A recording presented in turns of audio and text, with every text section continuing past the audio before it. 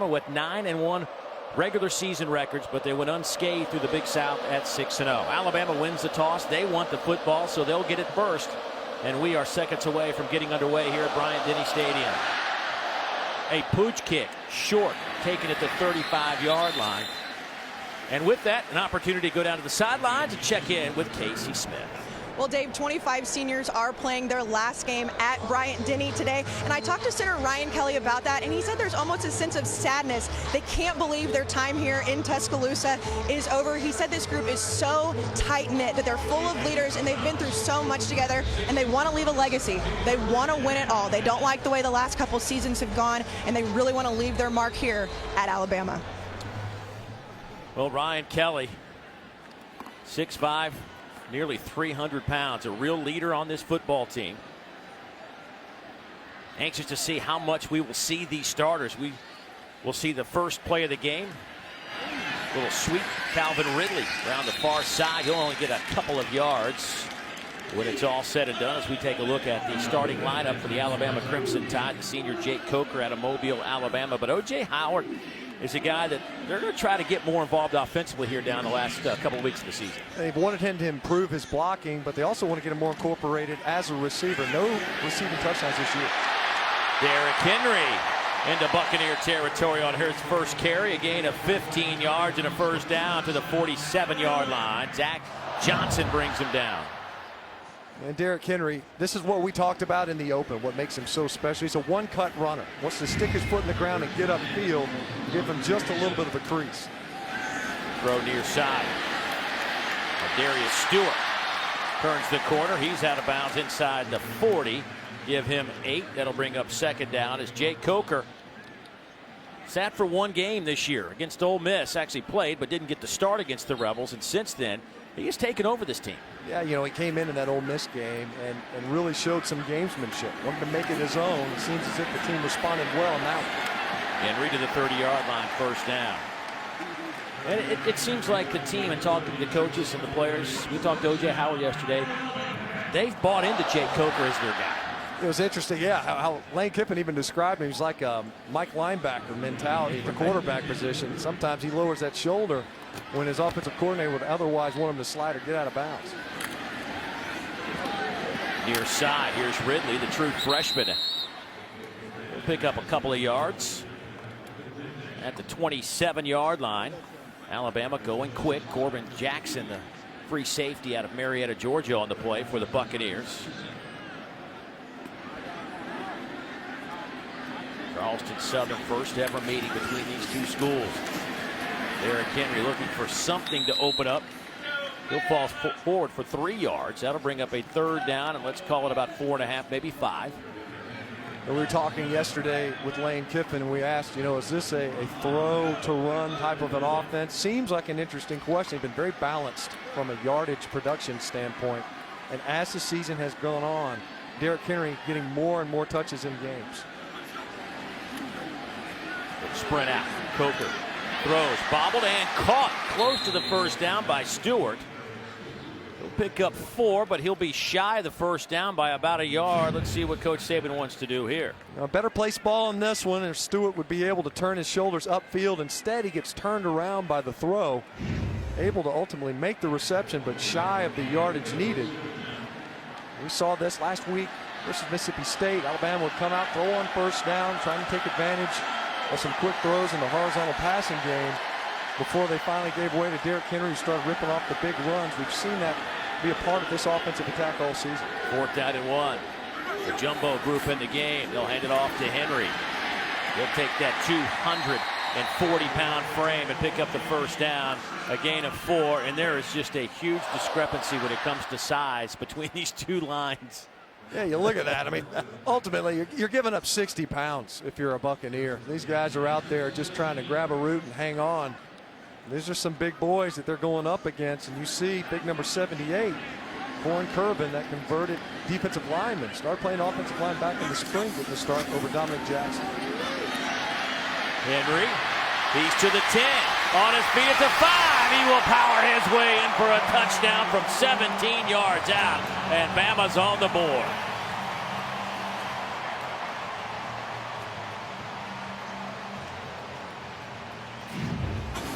done it in 15 straight games. And you see nice block that time by fullback Michael Nicewander to escort the big tailback for Alabama into the end zone. He has been the focal point of this offense all season. They knew what they had in their offensive backfield. Thought maybe he could share more carries. The injury to Kenyon Drake certainly sidelining some of that opportunity. But he has gotten stronger as the season has gone on.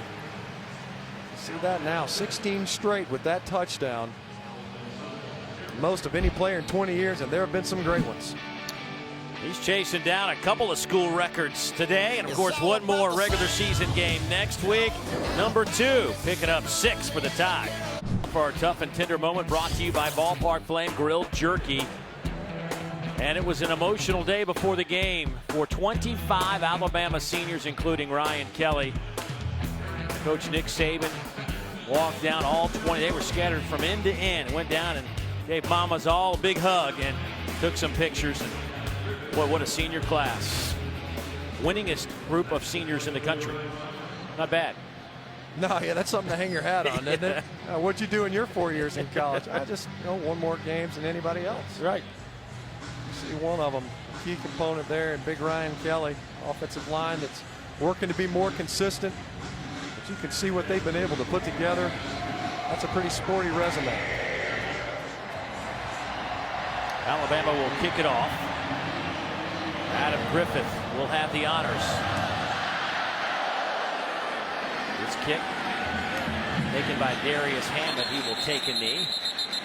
Let's go back to that last touchdown, capped off by 17 yards from Derrick Henry. Oh, we don't see this a whole lot. We got Nicewander in here. We're going to see basically 3 pullers. They're going to get 3 blockers at the point of attack, all get out. O.J. Howard does a great job of blocking down and allowing the pullers to get out and loose. See Cam Robinson, who's playing a lot better football, started the season a little bit slow at his left tackle position, but showing some of that athleticism. Does an excellent job in pass pro. But this is a guy that he doesn't need a ton of help. 70% of his rushing yards this year have come after contact. His offensive line does a good job getting him clean to the line of scrimmage. He's hard to bring down. Now Charleston Southern runs this option game out of the shotgun, a 2-back set. Laycock already winding down to 5. Kyle Copeland gets the start today at quarterback. The sophomore of Arp, Texas. More of a running quarterback as their senior Austin Brown, who's had a really good season. They transfer from UAB, sitting out at least for the time being. But there is Kyle Copeland, in high school, a dual threat guy, passed for 5,800 yards in his career and 60 touchdowns. Also rushed for 3,500 yards and 53 more touchdowns. Prolific high school career, to say the least. And this is an offense that, with Austin Brown in a quarterback, it's been relatively balanced, but we anticipate it being even more run heavy with Copeland in a quarterback.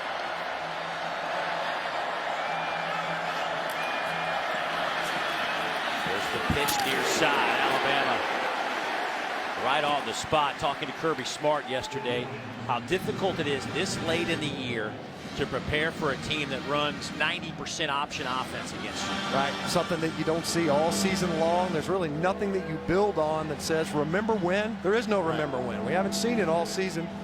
So when they get those looks, it's such a challenge, and it forces your defense to play differently. It's different looks and sets, something that this unit hasn't seen all season long.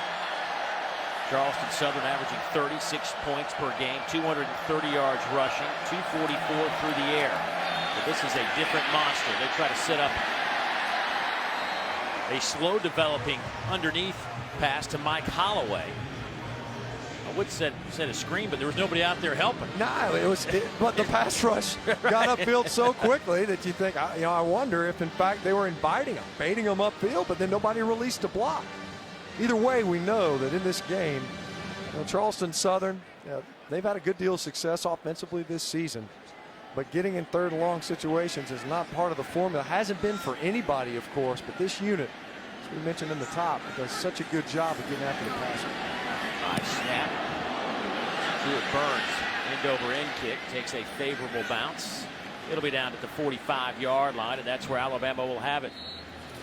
Derrick Henry in that last drive had 5 carries, and we'll see what he does in his opening season in the SEC. Good luck to Avery. Little play fake to Derrick Henry. Pocket collapses. Coker scrambling out of trouble. And he will pick up a couple of yards. See where they spot it. Maybe a yard after he steps out of bounds. Near the 46-yard line. See that kind of reminiscent of the game last week where we saw Jacob Coker flushed out. Mississippi State did a good job getting upfield. This time Charleston Southern forcing him off his spot. Ramir Thomas able to get upfield. Carry goes to Damian Harris, the true freshman. We expect to see him quite a bit today. Number 34 out of Kentucky was certainly one of the highly sought after running backs in America last year. It's hard to crack the lineup when you're behind number 2. That's right. Yeah. I'll tell you what, he's still a big guy, 5'11", 205, but watching him run off the field next to Derrick Henry, it's almost like a run, about 5 inches shorter it looked like. It'll be 3rd down, and let's call it 7.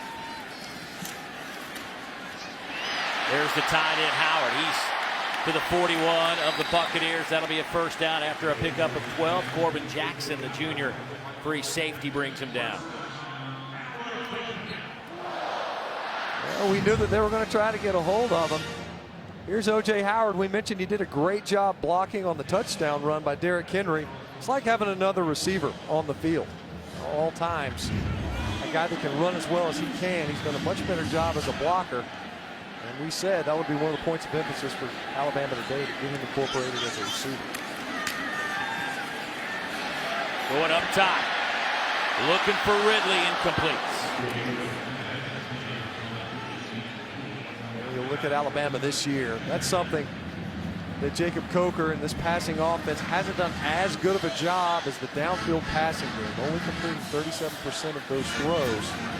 4 of his interceptions coming on those downfield throws. We've seen a couple of times where they'll be off of heavy play action, deep throws, throw into coverage. That time, just too much juice. As fast as Calvin Ridley is, he wasn't quite fast enough to catch up with that. Last week, Coker 60% through the air, but he had a 4-game stretch there where he completed over 73% of his passes. Toss sweep near side. Henry waits for the hole, and it closes up quickly. He will still scoot for 5 yards. That'll bring up a 3rd down and 5. I have to maybe credit his left guard, Ross Pierschbacher, with this tackle right here. You see Henry just gets tripped up just a little bit. A big high count running back. A guy that can typically run through contact. You'll see a similar blocking scheme to the one where he scored earlier on the opening possession. Pistol formation on 3rd down. Go with Henry here. He has the 1st down to the 25-yard line. Give him 11 more yards. You look at what Alabama will do on 3rd downs. And even last week, ripped off a big run on a 3rd and almost 10 versus Mississippi State. Not only is there a size advantage, there was a numbers advantage this time to the left side of the offensive line. Easy pickings that time for the Crimson Tide front.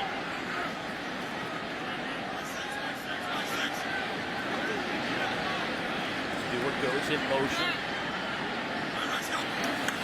Damian Harris in the backfield with Coker, who's looking to throw. Hit as he throws, but wide open is Stewart. He is inside the 15-yard line. That'll be another 1st down for the Crimson Tide. 11 yards on that throw and catch by the Tide. Good job by Jacob Coker, keeping his eyes downfield, managing the pocket, not getting too anxious, not flushing out before he had to, and delivering a strike. And one of the things the coaches mentioned yesterday when we were talking about Derrick Henry was the fact that he is a more complete back. He's not just a runner. That time you could see true freshman Damian Harris in pass protection breaking down that created that pressure.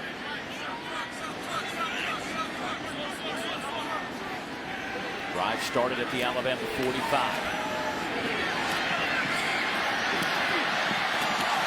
Harris takes it down to the 5-yard line. Give him 8 yards. 1st down line is right about the 3.5. It's such a good play for what Alabama does and some of the things that they do well with big athletic offensive linemen to get out in front. With their backs, a downhill head of steam makes it so challenging defensively, not only to maintain the edge, but able to have forced defenders to come up and make tackles on these backs. Here's Henry, cuts it back.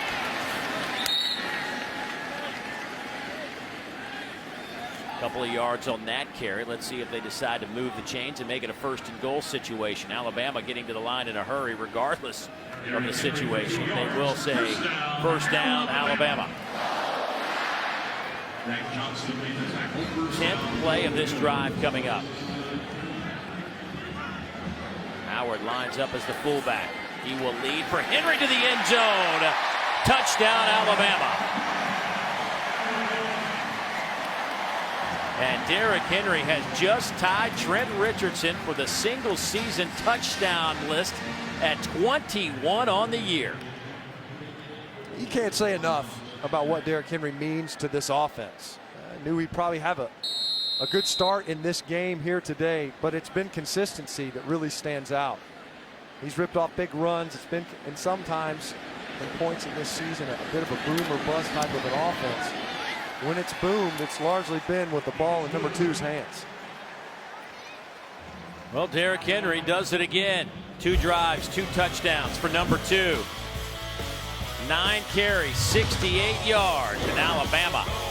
Well, we had a pleasant meeting yesterday with Coach Saban and the staff.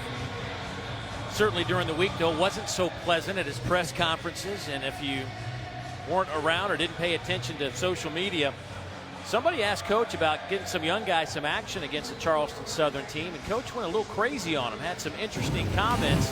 And the reason being was back in 2011, Matt, Georgia Southern came in here. They weren't yet an FBS team yet, and they lit them up for over 300 yards on the ground with an option game. You think it still bothers the coaching staff here? Oh, yeah. What was so great, I think, about that press conference was I don't think anyone did ask him about getting the young guys in. I think that commentary was coming no matter what. I think in his head it was like, 3rd or 4th question, it could be about my whatever, my sweater choice in the press conference today. I'm going to blow these guys up. And the message was to go to the locker room. He wasn't speaking to the media. He wanted his players to hear that this has happened and hadn't gone well before. That 2011 defense, folks, was crazy good. And they got torched for 300 yards on the ground as that return's taken by Darius Hammond. And our first visit with Dari Noka back in the studio. Hey, Dari. Greetings, Dave. It's an SEC Right Now brought to you by State Farm. Let's go check in what's happening on the Plains. After an Auburn touchdown, Idaho had a 71-yard pass play down to the 4. It sets up Elijah Penny with the touchdown. Vandals and Tigers tied at 7, guys. Dari, this has been one of those days. I mean, you just couldn't expect or see this coming. These are payday games. We talk about this. The teams are supposed to come in. You're getting paid to lose, and they're just not complying with that portion of the contract. Charleston Southern coming here with a $500,000 carrot in front of them with a substantial amount of money for their program. Nowhere to run. Reggie Ragland throwing Kyle Copeland to the turf, a loss of 3. Well, we're talking about the struggles around the SEC today. Citadel upsets South Carolina. That will not sit well in the Palmetto State for South Carolina fans. And then Florida barely escapes Florida Atlantic, who came in with just 2 wins on the year. Yeah, they had receivers with their hands on the ball. Back-to-back plays did Florida Atlantic, almost with what would have been the upset of the season. Just about 5 minutes to go, opening quarter. Ben Robinson in the backfield on 2nd down and 13. Boy, just nowhere to run against this front of Alabama. And, it's our 2nd time here. And the first time I was just wowed by some of the comments from Kirby Smart about how good this group is. And yeah, they're good, but I think what stands out to me is how many guys they play and they don't drop off. They're like shark teeth. There's just rows and rows of them. They're all the same. You just get a whole fresh set. Ashawn Robinson, Jaron Reed, you roll those guys out. That's fine. We'll put Dalvin Tomlinson in there.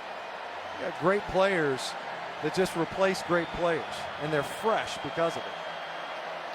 3rd down and a dozen.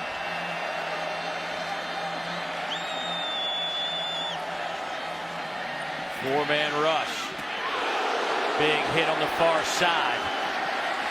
Ben Robinson make the catch, but Cyrus Jones knocks him back a few steps. That'll be another tackle behind the line for this Crimson Tide defense. And we say so much about the front seven, but Cyrus Jones is a guy who's had a good season. You see that shot? He's stuck with it, and I'm sure that will make the reel. So what you got to come, you got to bring your feet, run through the tackle. Nobody's perfect out here. Always an opportunity to get better. They respect the process. It even's referenced on the big screens here in the stadium. Cyrus Jones back to return this punt. Truett Burns. Richard Mullaney is short on the near side for a kick just like this, and he will scoop it up to the 35-yard line of Charleston Southern. 29-yard punts. Alabama scored a couple of touchdowns on their first 2 possessions. A big reason why. This guy on the first drive had 5 carries, 47 yards, and would take it to the end zone from 17 yards out. Next drive, same thing. This time just 2-yard touchdown tote. All told, 68 yards for Derrick Henry, 7.6 yards per carry on the year. Henry averaging 6.1 yards per carry, 145 yards per game. Alabama's offense with a very short field after the punt at the 35-yard line. Damian Harris out of Kentucky, a former Gatorade State Player of the Year. Coker complete to Calvin Ridley. Pickup of 14. Malcolm Jackson on the coverage for the Buccaneers. Calvin Ridley has really taken up the mantle there at the receiver position. You know, they purged quite a bit of production at that spot, obviously with Amari Cooper departing and taking his skills to the NFL. And Calvin Ridley, as a true freshman, and they lost Robert Foster versus Ole Miss, has really had to scale up his production and has answered the bell. Closing in on 60 receptions for the year, averaging 6.5 catches per game over the last 6. Here's Coker to throw again. Pump fakes, now going to the corner of the end zone. A lot of contact. Incomplete. Mullaney out of the end zone. Ramir Thomas on the coverage for Charleston Southern. Excellent concentration by Mullaney. Looks to me like he got his foot down. Yeah, they may have to take another look at this. That should be a touchdown. This is a touchdown. That left foot is down. He controlled that football all the way through. Completed the process of the catch. As the previous play is under review. That's exactly why we have the process. That's right. There are many processes here in the stadium today. Right. This is one of them. And incidentally, both of them, I think, will result in 6 points for the Crimson Tide. You can see this left leg. That foot is clearly down. No question that he possessed that football all the way through. You were just talking about this receiving core and how they've been limited. Boy, getting him to transfer in as a graduate student from Oregon State. I mean, perfect timing. A guy that's experienced, played at a high level in so many different environments that you can rely on. They just don't come around that often. You're right. That's so true. And that's the word. It's to be able to rely on him. He is a reliable receiver, a guy that runs excellent routes, earned the trust of Jake Coker early on. Knew that he could go to him After in key review, moments. the ruling on the field is reversed. Touchdown. 21-yard touchdown strike to Richard Mullaney. His 4th touchdown reception of the year, and for Jake Coker, his 13th touchdown pass. Mullaney had to fight for that football, too. I mean, it looked to me like they were going to try to get the football to Calvin Ridley on a double move. Coker came back and gave his receiver, and actually gave him a shot at that football. Adam Griffith to attempt the point after.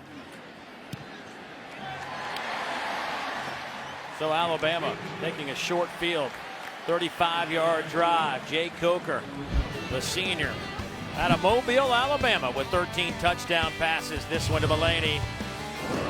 21 zip. Alabama.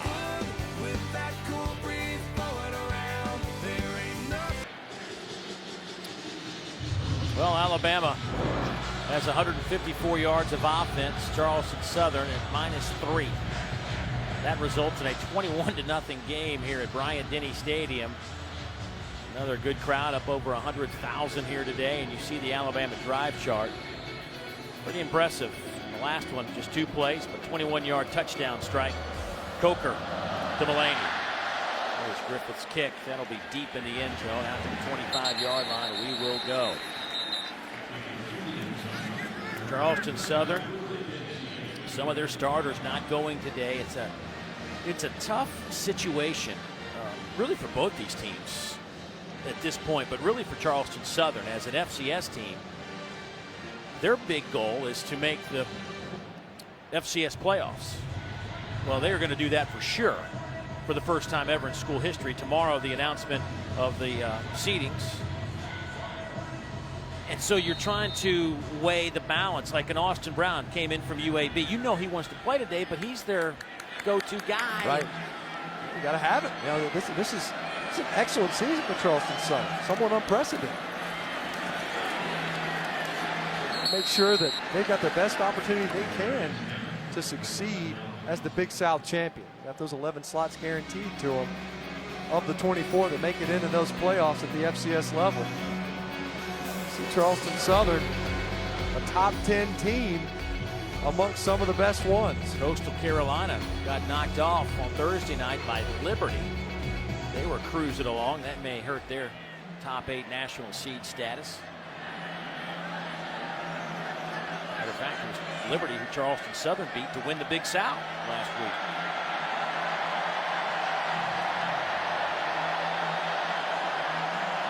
Play clock down to 2. Kyle Copeland trying to find somewhere to run, and there is hardly any space anywhere. Let's go downstairs to Casey. Well, Dave, Alabama defensive coordinator Kirby Smart is over here on the sidelines with his defense before this series, going over what he wants to see them do in their nickel and dime packages. He said, guys, look, when we're lining up, they're not snapping the ball very quick. You have to keep your focus. Do not lose that focus no matter how long it takes for them to snap the ball. Kirby's name been bantered about recently, as it is, seems like the last couple of years, for head coaching jobs. Didn't really want to get into that subject with us. Don't blame him. A hot topic for everyone outside of that building. Here's the option game coming near side. Boy, Alabama swarming to the football today. Nowhere to run for Darius Hammond. That'll be a loss of 5. Another tackle behind the line. Alabama came in with 72 tackles for loss, 38 sacks. But interesting that the opponents have had more tackles behind the line this year than Alabama. Yeah, so very, very surprising. That speaks to kind of the inconsistency of the offensive line for Alabama. We see on this play Tony Brown, who's in for Minka Fitzpatrick, who's injured in this game. Tony Brown's a guy, maybe one of the best athletes on the entire roster. Also draws quite a bit of attention from the coaching staff. They know that he's got tremendous potential. Line drive kick. That hit a Charleston Southern player in the foot, but that will allow Cyrus Jones to scoop it up to the 10, and he will walk it into the end zone.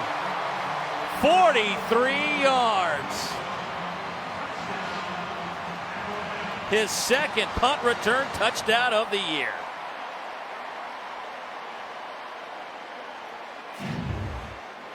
Make that 7 non-offensive touchdowns on the year for Bama. You can see that kick was intended. Obviously, it was trickling to the right, but it bounced. It bounced off somebody's foot there. Yeah, Troy McGowan's. Yeah, changed the trajectory of the punt, which opened things up. The coverage unit was all to the right side of the football field. Most of them to the right of the opposite hash.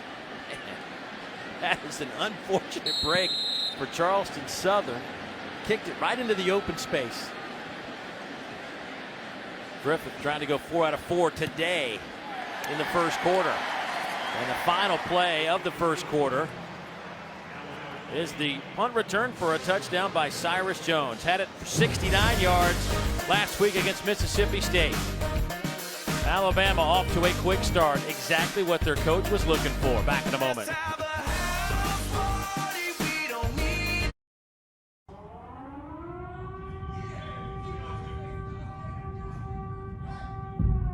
A mouse who finds himself drowning in a bucket of cream has two choices: drown, or fight so hard he churns that cream into butter. Jimmy Graham goes down hard. And simply climbs out.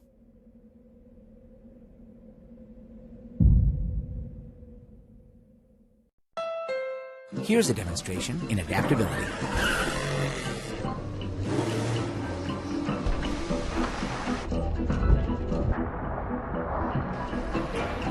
The all-new Pilot Elite from Honda.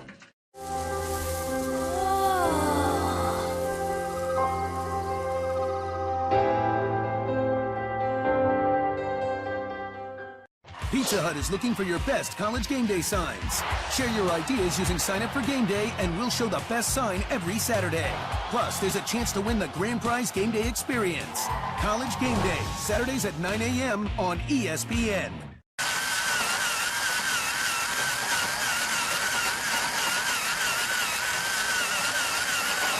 Bubba, you almost done?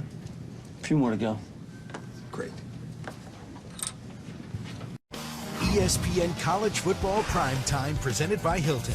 The best fans travel to see their teams away from home, and Hilton's ready for you to play.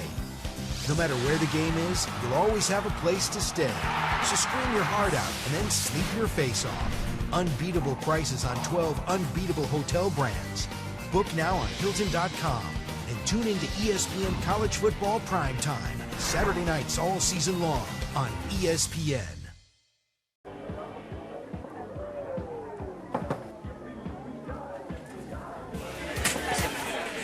Hey, Tony. Hey, Scott. Just finished up the show. Guess I'm gonna head on out of here.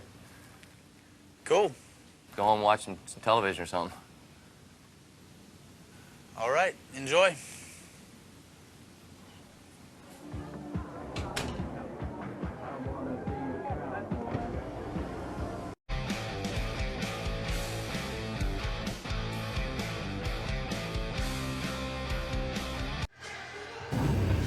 Well, last week, Cyrus Jones did it on the road at Starkville.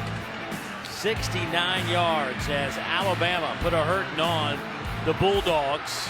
A complete performance by the Crimson Tide, helped by Jones's return. And then just a few moments ago, this is how we ended the first quarter. As you mentioned, a tough bounce, because you see that ball, it took a hard left away from where the entire coverage team was. And credit Cyrus Jones, who came up, was able to field that thing cleanly and take it to the house. Number 5 doesn't need any help in punt returns. And the way that one worked out, it was not advantageous for the Buccaneers. This kick about 5 yards deep. Hammond takes the knee and out to the 25 again. Well, Sean Robinson, 6'4", 310. What an athlete. A tremendous athlete, and a whole lot of this athlete. Big body, and he's just so powerful, does a great job, not only at the point of attack, but collapsing the pocket, showing the power to be able to get pressure, and he's efficient in his movements. He doesn't have to do a lot to disengage. You see some of the best ones, you don't even know how they get out. And if you're building a defensive lineman, you also want to have tremendous hops. And you're looking at him at 300 plus. It's a nice vertical right there. Vertical and broad jump on the block punt, or the block PAT rather. Alan Barnwell gets the carry on the pitch. Tell you what, Kyle Copeland just took a shot. He's like, I don't even want the football, and he still got level. I tell you what, and that's part of the reason why we don't see Austin Brown in this game is even if you aren't the ball carrier, the quarterback's still going to get popped. This defense is certainly going to make you pay. Oh, that wasn't that bad. But still, he's trying to avoid that. It still can't come.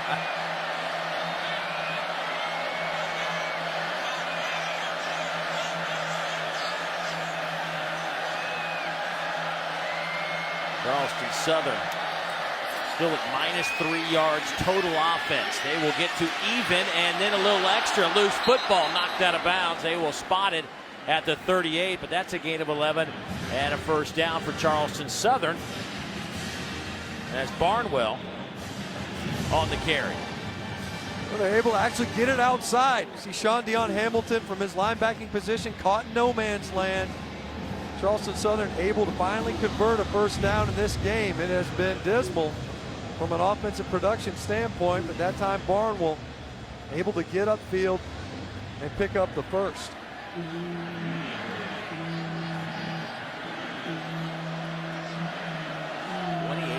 Alabama. Just starting the second quarter. Copeland looking to throw. Spins it near side. Nobody there. Was looking for Colton Korn. Eddie Jackson on the coverage.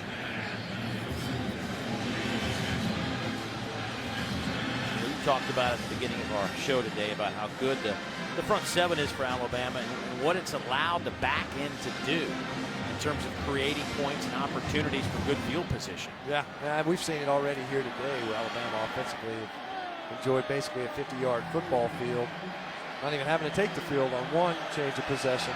But the defense does such a good job up front. It unlocks the back end. You do quite a bit in your defensive secondary when your front seven and down four can take care of the box and line of scrimmage.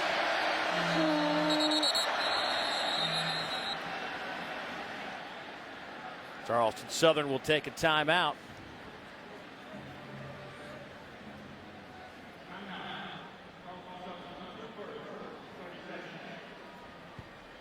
College football continues tonight on the SEC ESPN network as Vandy takes on Texas A&M.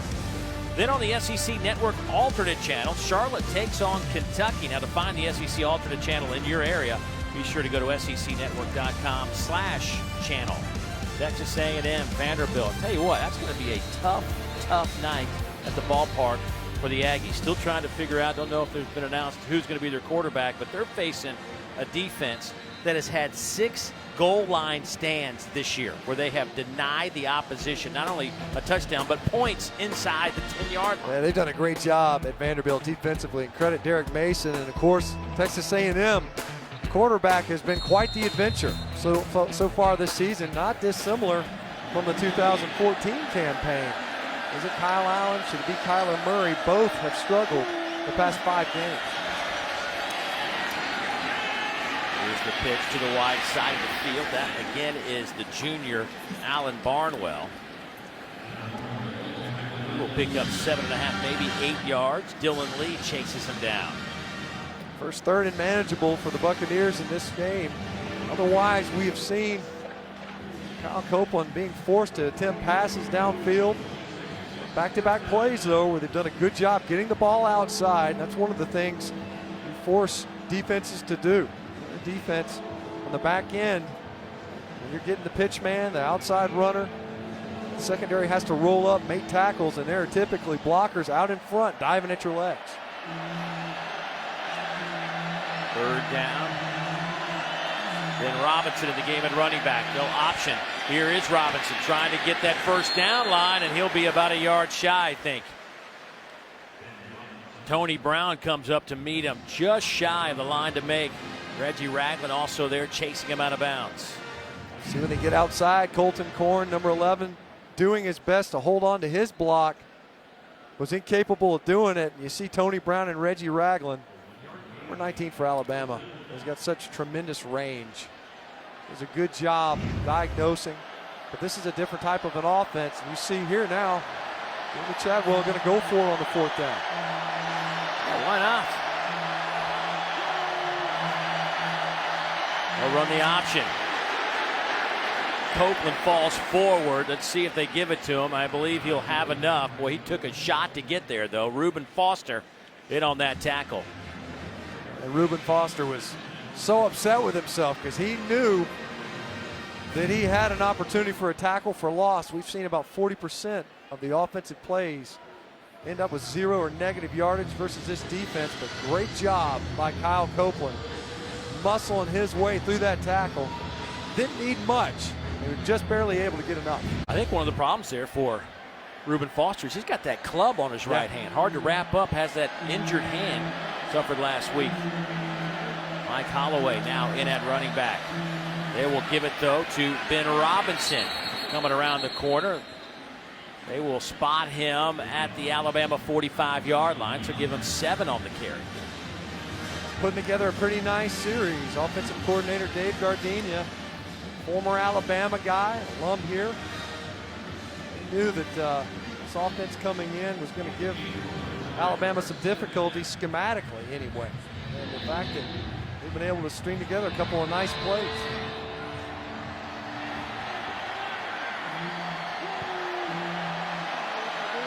Second down and 4.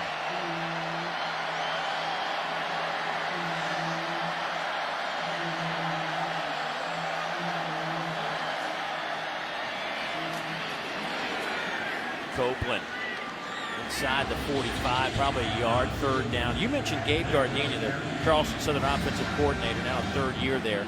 Walked on here at Bama, graduated in 2004, walked on as a kicker.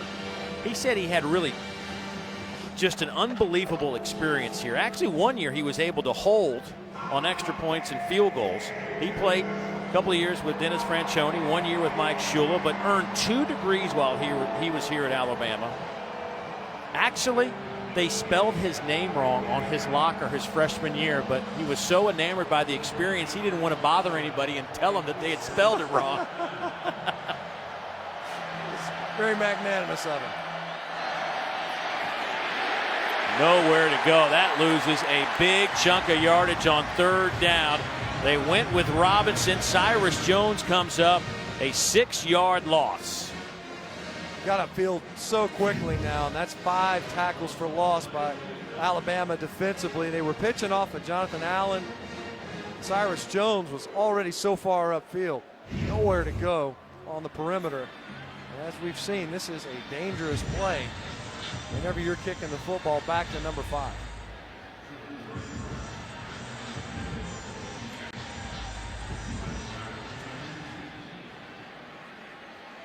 So again, Truett Burns, the punter. End over end. This one does not hit a Buccaneer player, and it will be down inside the 15. So Alabama will have the football. All right, Dari, well, here's the scenario. Ole Miss clinches if they win out and they get an Alabama loss next week in the Iron Bowl, but Alabama, simple enough. Head over to the loveliest village, pick up a win, and you're going to Atlanta. That's right, win and you're in. And you look at it, Ole Miss putting it on LSU. LSU really falling apart down the stretch. We've mentioned Alabama can beat teams more than once. By that meaning, you don't play that great after you play the Tide, averaging about 13 points fewer than they do coming in. Do teams that come in and face Alabama. Les Miles might not have a great Christmas if this thing continues to unravel. Santa might still stop by the house. Bring us some gifts. Good to see Santa out and about. Looks like he's ready to go for the holiday season. In fact, later in the show, we're going to have our favorite holiday traditions discussion. I'm weighing all my options. So many to sift through. 4-man rush.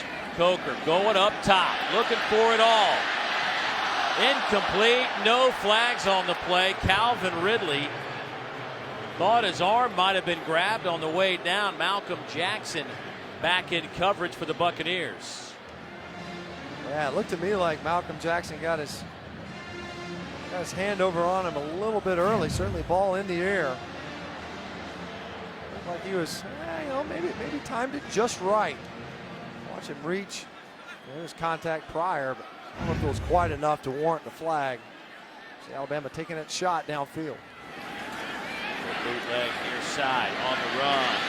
There's Stewart with the catch at the 35. They'll spot it there. A gain of 21. Malcolm Jackson, again, the defender for the Buccaneers. We mentioned Calvin Ridley and what he's meant to the offense in the passing game. Richard Mullaney with a great catch and the touchdown, but Ardarius Stewart, well, he's one of those guys coming into the season that was one of the few known commodities from last year. When you look at Mullaney, new entrant, Calvin Ridley, a true freshman, Stewart, kind of the gray beard as far as the wide receivers are concerned.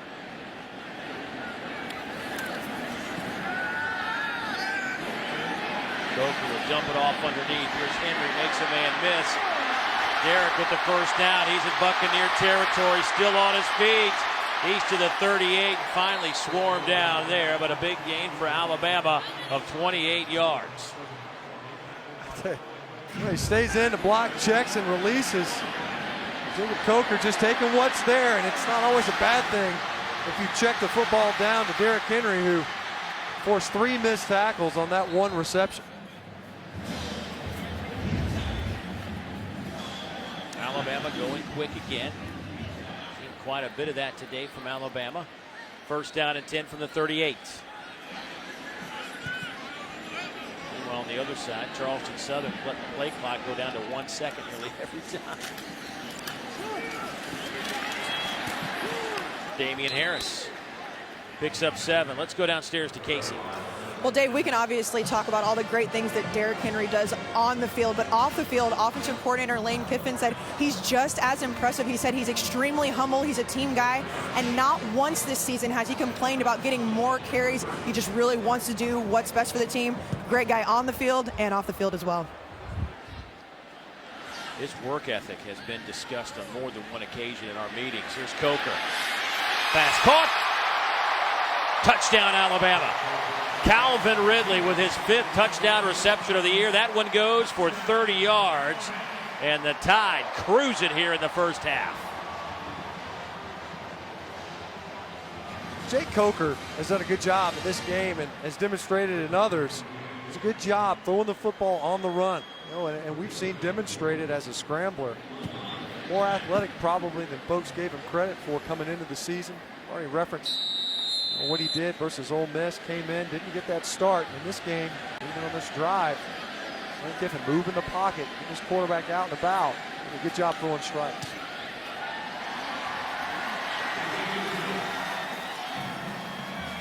Jake Coker with a couple of touchdown throws in this one. The big fella having a solid afternoon. 11 of 13, 155 yards, 2 TDs. This one goes to Mr. Ridley.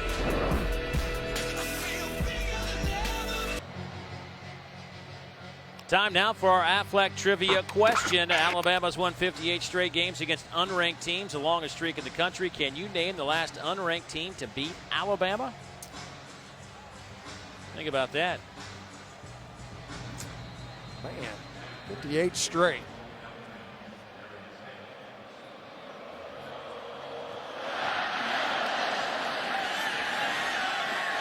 That one bounces out of the end zone. 7:07 to go before halftime. Gives me an opportunity to talk to you about the Watch ESPN app, which is your best friend on a busy college football Saturday. Use it to stream every game live on your computer, tablet, smartphone. Just download the Watch ESPN app or go to watchespn.com. Had a couple of games working today on my phone and on the iPad. I don't know how you keep up. You got like 7 screens over there working. Got to pay attention. More devices. Hey, especially today, you had to pay attention to the early games. That's the truth. First down and 10 for the 25.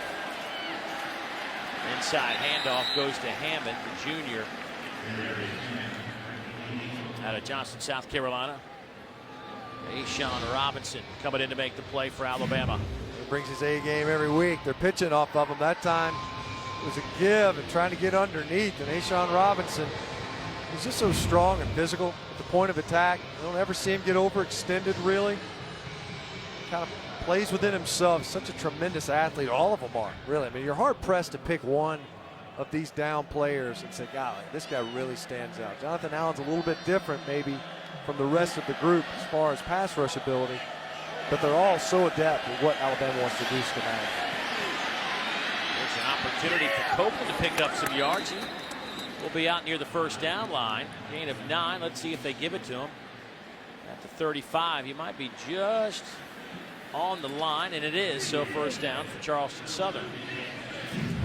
Nice run by Copeland that time. No reason to pitch that football. See there, Colton Corn downfield. Gino Matthias Smith able to finally get down, but you see him, he went down kind of awkward. I don't know if he landed on that right shoulder. So Austin Brown, their starter and captain, takes the field. The senior out of Flowery Branch, Georgia, started his collegiate career at UAB. He will line up to get some work and throw it. Threw for 300 yards last week.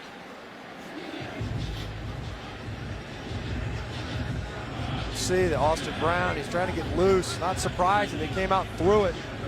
Well, the idea we mentioned earlier in this option attack, if you're going to run the option, your quarterback is likely going to get popped. He's going to get shot whether he ends up with the football or not.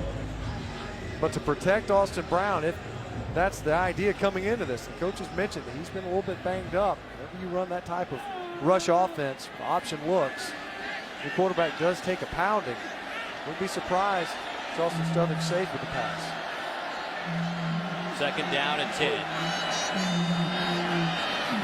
Brown will throw. Slings it. Only a couple of yard pickup, though, by Holloway. You know, listen, Austin Brown's a competitor. I mean, he started 15 games in 2 years at UAB, comes over to Charleston Southern, is their captain. Actually broke his collarbone late in the year last year, the same week a year ago against Georgia. Comes back, having a heck of a season, running and throwing the football. You know he wants to play at least a few series here. You mentioned it on the top. You know, listen, Austin Brown probably wants to get in there, even though strategically, in the big scheme of things, the last thing you want is for your quarterback to go down in a game. 3rd down and 9 coming up for the Bucks. 4-man rush. Brown throws. Nowhere to go for Holloway again. Everything's underneath, and it's 4th down. And let's see if Buccaneers are going to punt this one away. Austin Brown, as we mentioned, you don't want to run the option, but still you can't protect him. And even in the passing attack, Tim Williams, who's proven to be an excellent pass rusher for Alabama this year, gets a shot on Austin Brown, and he was gimpy leaving the field.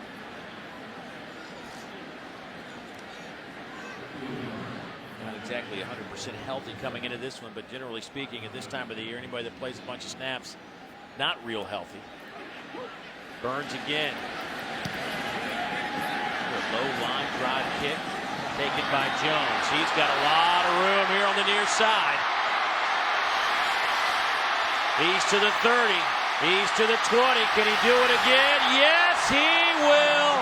No flags. 78 yards.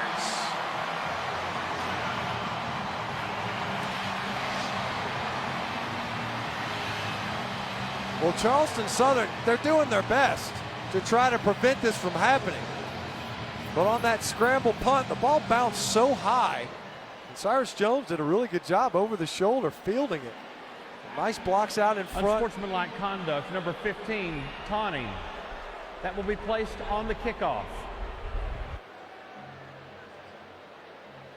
Injured player on the near side, Bobby Ruff, a backup linebacker out of Charleston, South Carolina. The Alabama training staff right away saw the injury. They ran down there immediately.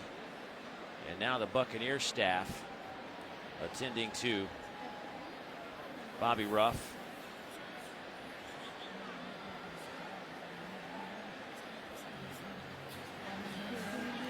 Good to see him get up. He was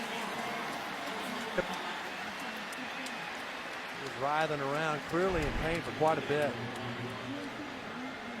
They will actually take a yard off of that return, give it a 72-yard return for Cyrus Jones. He got popped pretty good by Ronnie Harrison, number 15, who I believe was cited for the unsportsmanlike as well in the celebration. We saw him. I don't know if that wasn't a block in the back on Bobby Ruff.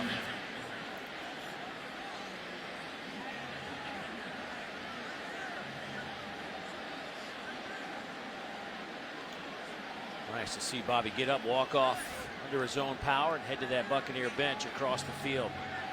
Adam Griffith will attempt this point after. What a story he has been this year after an 0-for-4 start. Fans getting all over him, but the one guy, the most important guy who didn't get after him, stuck in his corner, was his head coach. He believed in him.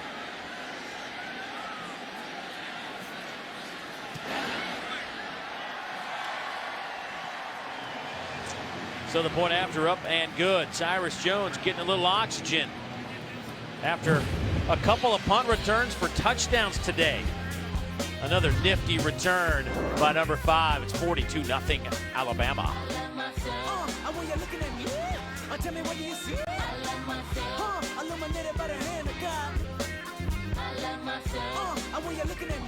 Well, Tar, you asked for quick. Booker gave you quick, didn't he? That is incredible. That's efficient, right? Anyway, Ashawn Robinson, you got to be efficient as a D lineman. Booger McFarland was a pretty good D lineman. And nothing if not efficient. Dominated. Bam. Boy, Alabama has scored via the run, via the pass, via the punt return. It has been all Alabama from the opening kick. The Tide have 240 yards of offense. Charleston Southern at 31. Alabama averaging 9 yards per play. Charleston Southern 1 yard. Griffith again. Short kick taken by Hammond just outside the 15, and he is met there and dropped. 12-yard return. But Cyrus Jones, speaking of returns, has had a nice day. And the first one was somewhat unorthodox. Bounced off one of the cover men for Charleston Southern's foot, kicked right to Cyrus Jones.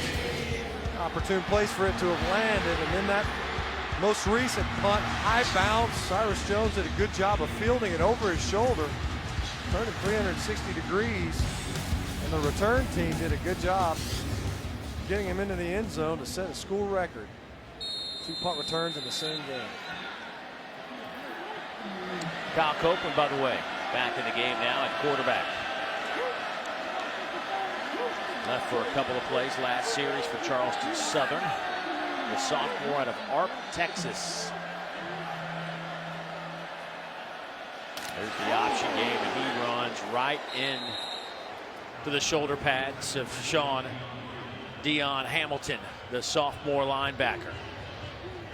There's not a whole lot of time to work, especially when backside pursuit is coming.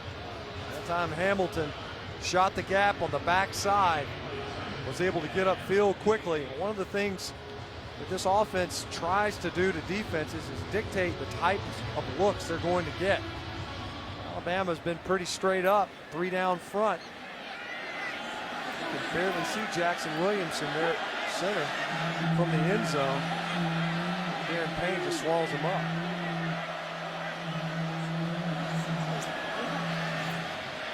Try near side. That pitch is picked off in midair. Cyrus Jones almost had his 3rd touchdown of the day. We've seen this before, Dave. It happened earlier in the first quarter. Cyrus Jones was upfield so quickly he almost took the pitch, and this time he does. Beats the attempted block. Colton Korn got underneath it and then takes the pitch. A former wide receiver. Nice concentration there by Cyrus Jones. You mentioned the over-the-shoulder fielding of that punt. Now to take a pitch intended for somebody else. You know, Lane Kiffin told us yesterday they've worked Cyrus a little bit this year back at wide receiver because of the numbers issue. At some point, I'm thinking I might just go back and let him make some plays on that side of the field. Well, you know, he's got more touchdowns. He's got more touchdowns than O.J. Howard has as a receiver. O.J. was 0. Maybe he'll get one here today. To the back of the end zone through the hands of Stewart. Well, that was 90-mile-an-hour fastball from Cooper Bateman. Bateman snuck into the game at quarterback. A short field to work with. I think they were actually trying to get the ball to O.J. Howard on that call, the rollout. Quick sprint to the right. Well covered. Cooper Bateman a little too much mustard on that one. Fresh arm. They'll go handoff. Loose football. They're going to say he's down or not. Yeah, they're going to say down about the 1 yard line. Harris reaching for the goal line. Nice hold there on the right side of the offensive line. He's got possession. You see it there. Yeah, he's already down. Stretching that football out. Sam Robinson almost was gifted with a touchdown. Bo Scarborough checks in at running back.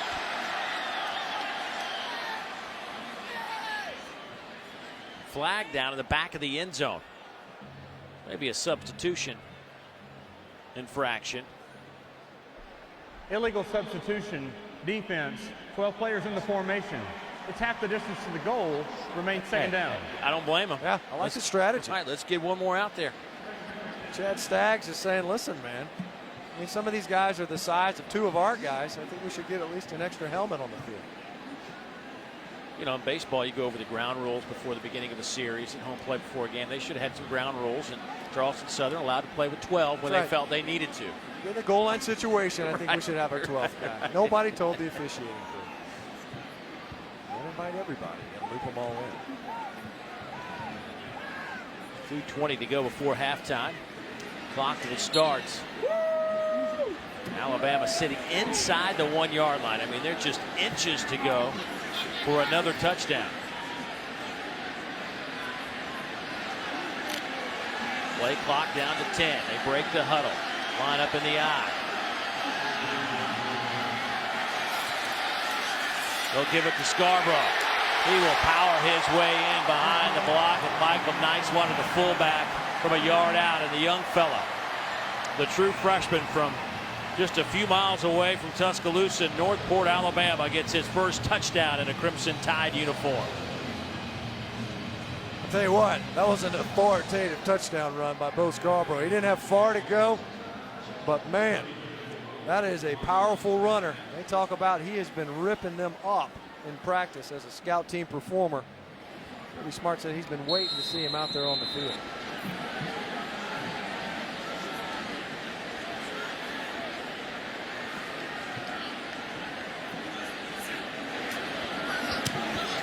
So today alone, Adam Griffin 7 out of 7 in the extra point department. Tell you what, the two freshmen, Damian Harris and Bo Scarborough, going to get some work today. Well, the big fella just powers his way in. Another 240 pounds.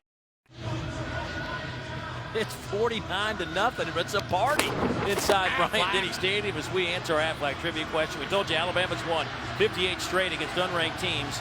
The longest streak in the country. Can you name the last unranked team to beat Alabama? We saw him play them earlier this year. Yeah. Louisiana Monroe back in 2007. Nick Saban's first year. Wasn't the same story this time around, was it? Went a little bit differently this year.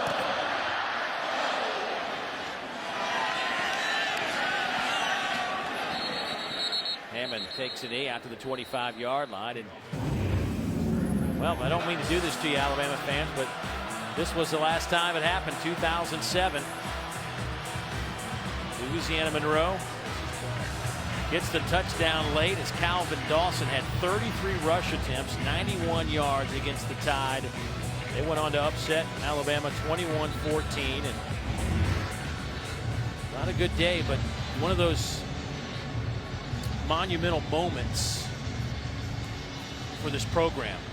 The foundation being laid and everything he talks about probably a little bit clearer the next day. Yeah, oh, no question. Yeah, so here's my example. Case in point. You better buy into my process.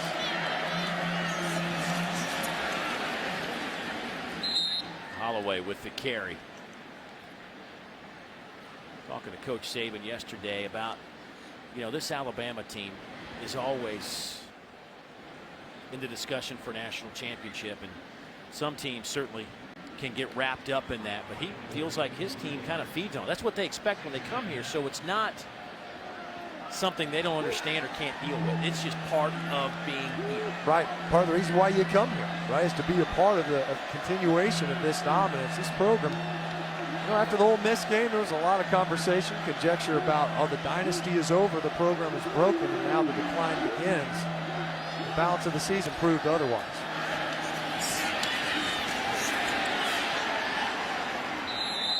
Gain of a yard. Payne, true freshman nose guard. Here's some of that dominance we've talked about since that 08 season. Staggering numbers. Well, it's funny when he mentioned that, you know, the expectation of excellence and the pressure, and you could tell how much time they spend on the psychological, the mental aspect of this game. There's so much is said about the physical attributes of these teams, how big and strong they are, how well they develop players. But there's a big piece of it that's mental. So in the past couple of games, we've seen this. The relief syndrome, he said, where guys would get up on teams and kind of relax a little bit. Cost them in the Sugar Bowl season. Incomplete, stop the clock with 17 seconds, and it'll be 4th down.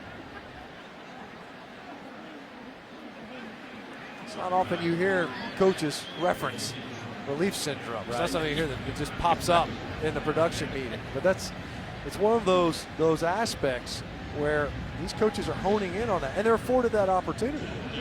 You've got a lot of finished products coming into this program, 4s and 5 stars. So at what level are you developing players? You get them in the weight room, but the other piece of it is psychologically, are they prepared for the expectations at a program like this one? Double safeties again. Delaney short. Fair catch called for by Jones. He will scoot over and make the grab. So no return this time around. Well, Wednesday, the SEC ESPN Network grants you an all-access pass into Arkansas football for their big game against Mississippi State. You'll get never-before-seen footage and sounds from pregame to postgame. SEC Inside, presented by Chick-fil-A for Mississippi State and Arkansas, Wednesday, 7 o'clock Eastern on the SEC ESPN Network and streaming live on the Watch ESPN app.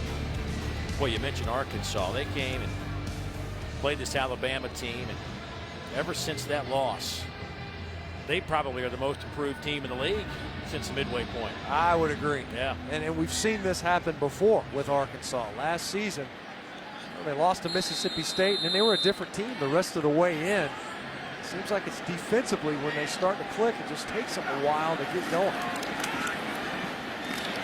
Harris on the handoff, and that'll probably be the last play of the first half. A half that was dominated by Alabama. Scored just about every way imaginable. They lead it 49-0. We will hear from Casey Smith with Coach Nick Saban coming up on the Auto Owners Insurance halftime report. But Alabama leads it by 49. Time to get it to Dari and the gang in the studio. Coach, the first time you face an option offense this season, how's your defense doing against it? I think we did a pretty good job so far. You know, they didn't play number 4, their good passing quarterback, and I think some of the play action passes are what we were really concerned about. So we didn't have to defend those. But, you know, I've been pleased with the way our whole team played. You know, you want your team to respond and go out there and compete, and they did a good job of that. Cyrus Jones with 2 punt returns for touchdowns and a big interception. What makes him so effective? Well, you know, we put 2 guys back there to try to, like we call them rugby punts that hit the ground and roll. And, you know, him and Mulaney are both really good, like baseball type players that can play like shortstop and pick the ball up. And our guys did a good job of holding them up. So he's a talented guy when he gets the ball in his hand. Thanks, Coach. All right, thank you. Who had a little stylish game. How about Cyrus Jones? A pretty flashy style, right? Nothing subtle about what he did in this game. A couple of nice punt returns. A nice kick off the shoe. You get to that first one, then the second one, showing some great hands. Infielder style, getting that ball. Taking that one to the house, and then, you know, he got greedy. It wasn't enough. Special teams wasn't scratching the itch. So we had to get in there and make a couple other plays, not only with tackles for loss, but on a play very similar to that one where we just saw taking the pitch. Gotta love that right there. That's a great play. And he almost took it to the house. Yeah, I know what? I bet he's disappointed. Yeah. Very disappointed. 5 yards short. Alabama will kick it away to begin the second half, and out to the 25. The Charleston Southern offense will go to work. Let's go down to the sidelines, visit with Casey.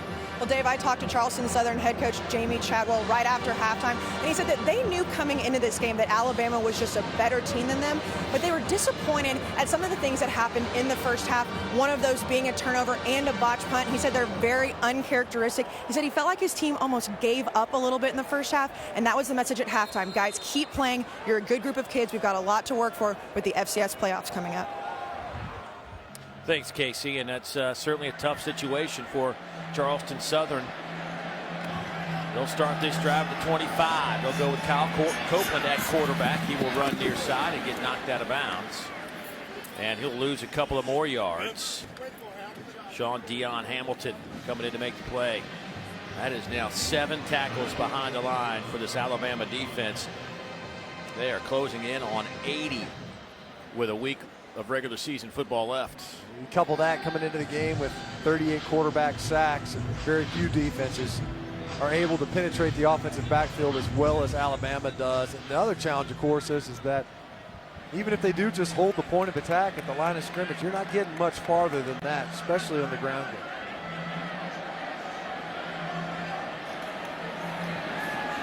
Copeland will throw.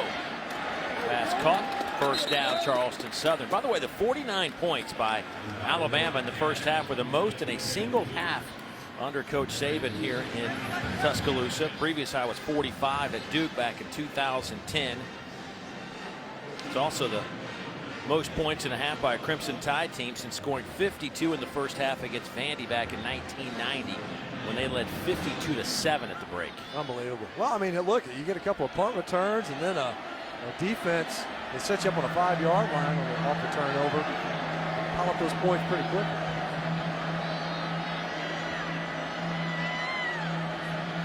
First down and 10. Bucks will come near side with it. Option game. Fake pitch, and Copeland gets down in a hurry. Well, we've already seen Kyle Copeland lead this game a little bit banged up, so we briefly saw regular starter Austin Brown come in. As we mentioned coming into this game, Austin Brown a little bit more balanced, can do a little bit more in the passing game, and Kyle Copeland, you can tell he is banged up too. Every time he goes down or takes a lick, you see him walking gingerly around in that offensive formation. What I love about that shot of Austin Brown, he had both chin straps buckled on each side of the helmet. He's ready to go.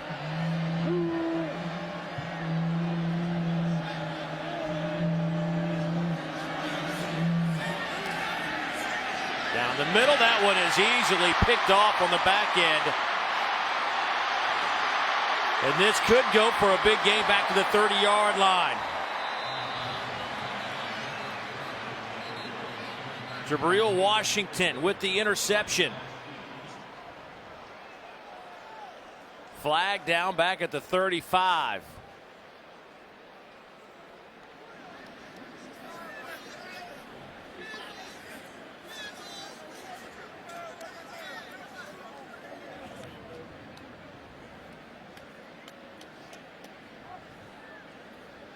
Boy, that was thrown right in the belly of Washington. I don't think Kyle Copeland ever saw him. And Jabril Washington, he was working back down on the hash, the safety position.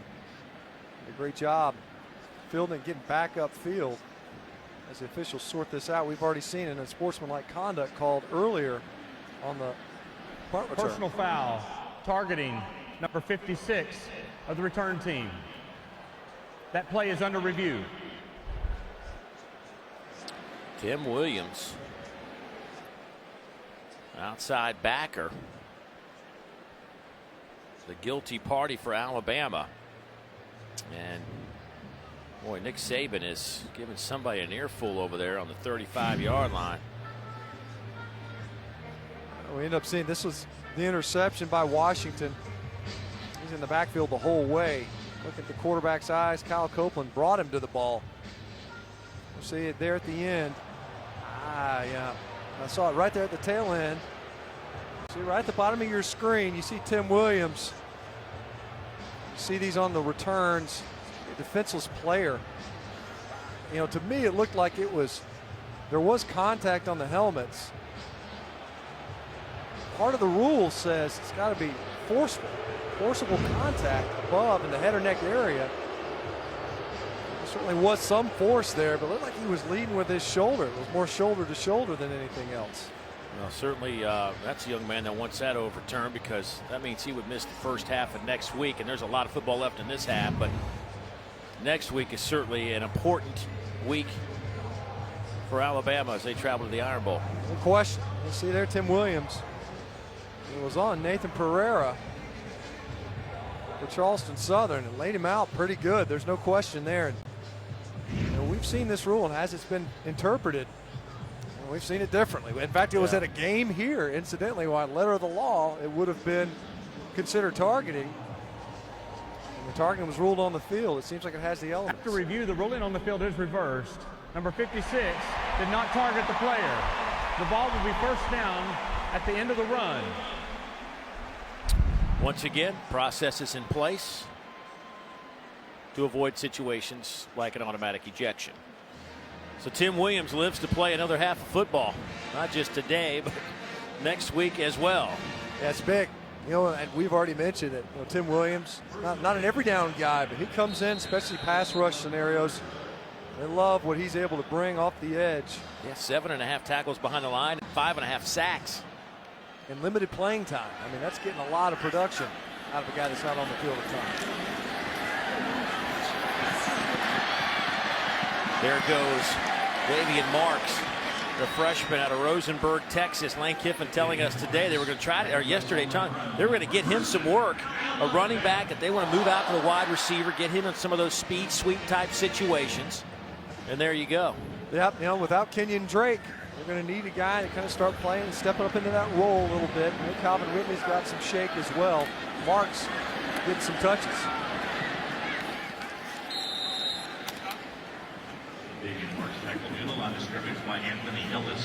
Marks again on the carry. Ellis brings him down, but between Damian Harris, Bo Scarborough, Marks, a lot of these young guys getting some work. Scarborough lines up at tailback. Has that brace on that right knee after an ACL tear. Marks 6'2", 240. Picks up a yard. Where do they find these guys? Derrick Henry, 6'3", 240. Your quarterback, 6'5", 240. I'll tell you what, I think these guys find them. Right. Here's a guy in Dallas Warmack. There's a familiar name if you're an Alabama fan. His big brother Chance. Big Daddy. Dallas isn't quite as big as his big brother, but he's not lacking in size either. They love his athleticism. Surprised he's not a running back. He's undersized. Bateman throws incomplete. No flag. Looking for Cam Sims. Troy McGowan's on the coverage, and that's a guy right there, 7, that Lane Kiffin was telling us, you know, the numbers are down at wide receiver. Who are a couple of guys that really need to down the stretch pick it up and be more of a factor? Cam Sims, one of those guys he was hoping would show a little bit more. Yep, and you know, he's getting his opportunity now here in the second half of this game, but hasn't emerged the way they thought he could earlier on in the season, knowing that they had a pretty sizable void they had to fill at the receiver spot. 34-yard field goal attempt.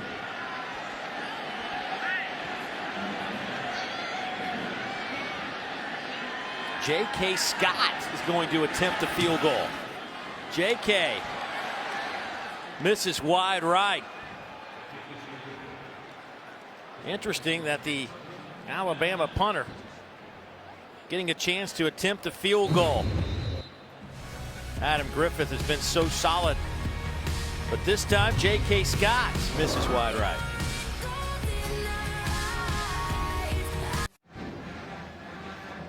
Alabama leading at 49-0 here in the third quarter. Eli Golds, now in his third decade as the voice of the Tide, called the action for every Crimson Tide game since 1989. He's seen a lot of touchdowns, but he hasn't seen 2 punt return touchdowns in the same game ever. Well, here's one of his calls. And Burns again rugby's this one. It bounces high. Cyrus takes it off his back shoulder. He'll come to the near side, running room. He's to the 50, down the right sideline, 40. He's to the 30 with blocking help. He cuts left to the 10, to the 5.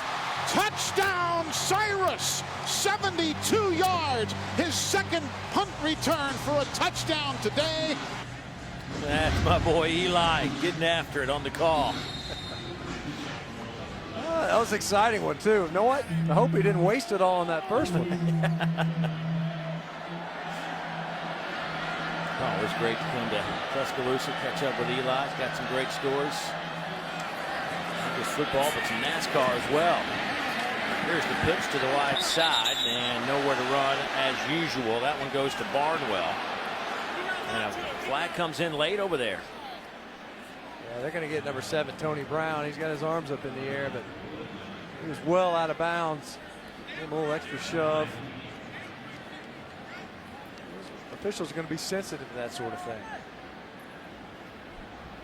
Personal foul. Late hit number 7. 15-yard penalty. Automatic first down. See number 7 coming in there, and Barnwell's already taken care of. Just gives him a little extra juice there towards the end. It's not necessary.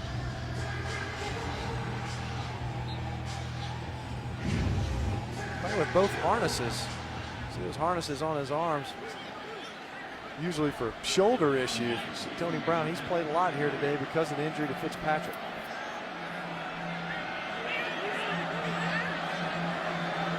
On first down, little razzle dazzle. That one goes to Keelan Fraze, and he'll get it to the 40-yard line. Gain of 7 on that play for Charleston Southern.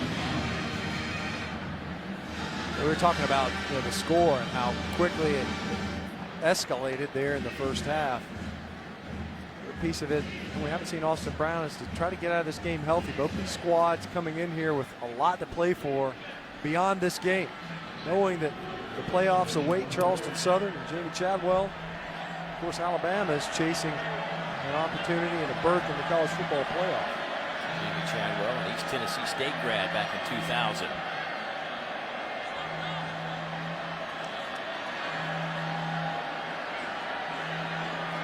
Fraze comes in motion, circles around. They'll run the option game, and Copeland got wrapped up and thrown to the turf after a gain of a yard by Bradley Silv. Copeland's just he's taking a pretty good beating in this game. And see there, Sean Hand is giving him the old the body slam routine, the belly-to-belly suplex action. Now Copeland is going to remember this game well into next week, probably from extra hours in the training room. No third down conversions today for Charleston Southern. They are 0 for 7. Flags in the backfield. I think they're going to get Jackson Williamson for a false snap. He started to snap it and stopped, and then did it again. Illegal motion, offense, number 25. 5-yard penalty, third down. Boy, the wind has really picked up here in the last few minutes as the sun has set here on the capstone. That'll back up Charleston Southern, make it a 3rd down and 6 yards. Well, we showed you at the top of the show how dominant this defense has been all year and where they rank. Top 10 in just about every category. Well, today they have just closed the door on Charleston Southern.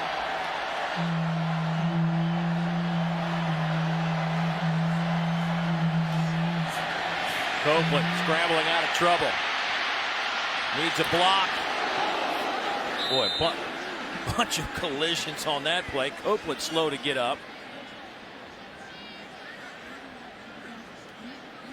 That one, Copeland, he ended up going down. And, it looked like it was a couple of shots. I think he ultimately went down on his own. Tony Brown was flying up, trying to give him a shot. And, he did not slide, give himself up. He ended up sliding head first. You're still a live ball carrier. But he's got to be smart.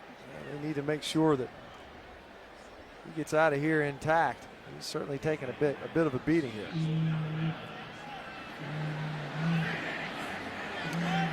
Good clean snap. Nice tight spiral. And a rolling catch. Network Football is brought to you by Ballpark Flame Grilled Jerky. Dried to be tough, flame grilled to be tender. Senior day here in Tuscaloosa. 25 seniors before the game honored here at Bryant-Denny Stadium, and so far it has been a nice afternoon of football for those 25 seniors, trying to go out in fine fashion here on the final home game of 2015. 49-0 third quarter football. Alabama from the 21-yard line. Cooper Bateman in at quarterback. He will hand it off to Bo Scarborough. Gain of 3. Bo coming off that ACL injury. Has that right knee brace.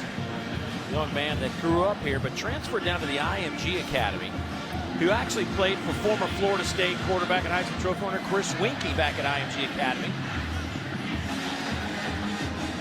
Still not quite 100%, but good enough to get some work. He certainly looked pretty good on his touchdown run. I know that, and he didn't seem to bother him. Nice play fake by Bateman. Pass is caught on the near side by Sims. Bounces around off a couple of players. Troy McGowans will get credit for that tackle, but a 9-yard pickup, good enough to pick up the first down. Man, he had Derek Keefe wide open downfield. 81 running by himself. Nice throw and catch. Missed an opportunity to push it deep for another big play.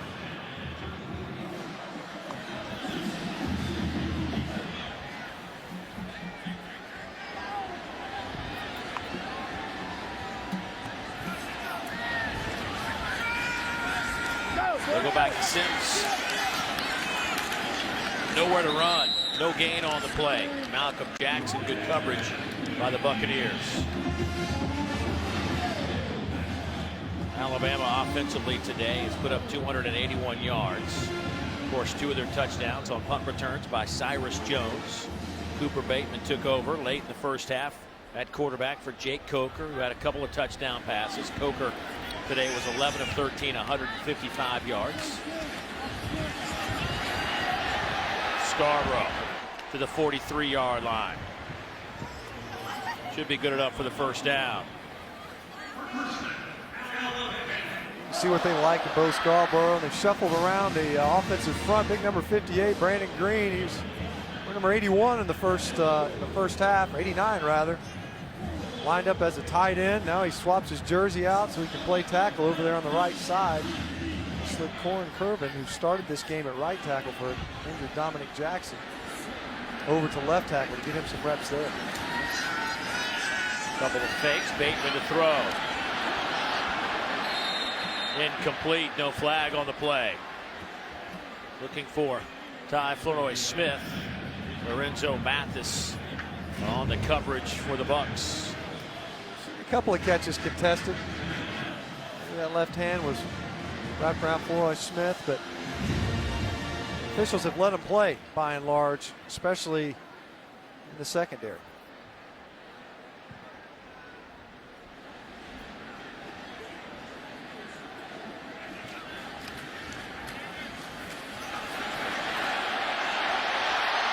There goes Bo Scarborough, tripped up. Lorenzo Mathis looks like he just reached out. He was almost on the ground, just trying to grab something, it looked like. See what happens here. Watch 28 in white. You see him coming in there. He ends up getting blocked by Derek Keefe. I think it was the 40-yard line. The 40-yard line got him. That paint's pretty thick at this stage in the season. Scarborough's as physical as he is, the ability to break tackles, and that one, definition of a shoestring by a blade of grass.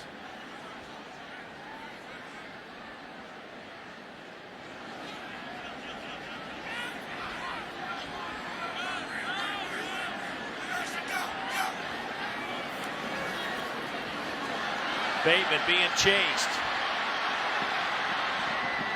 He'll run out of bounds, but lose a couple of yards on the play.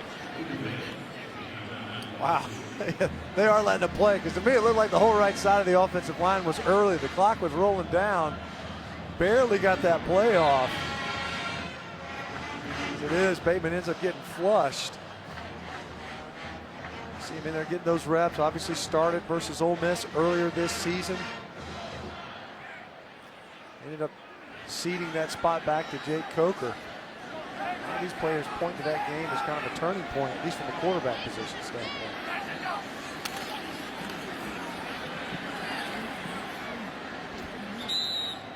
Handoff will pick up 4 yards. Damian Harris on the carry. No Kenyon Drake, at least for a couple of more weeks. The senior out of Powder Springs, Georgia. Injured last week, saw him before the game down on the field, has a sling. But there's a chance that he might I say a chance, albeit maybe a small one, and he could be back for a championship game if that was the case. Amazing when you think about it. Break your arm. Able to make it back quickly enough. Had procedure, plate put in there. There goes Harris. He stood up at the 27. Couple of yards. Give him 3 before he's pushed back. Dave, you're right about that wind. I'm looking down there on the field. It's like a nacho box or something blowing around. At first I thought they threw a flag. It certainly picked up. A little bit cooler this afternoon now that the sun has gone down, but what a great day for football late in the season. 4th down, Alabama keeps the offense out on the field. 4th down and 5 from about the 27-yard line.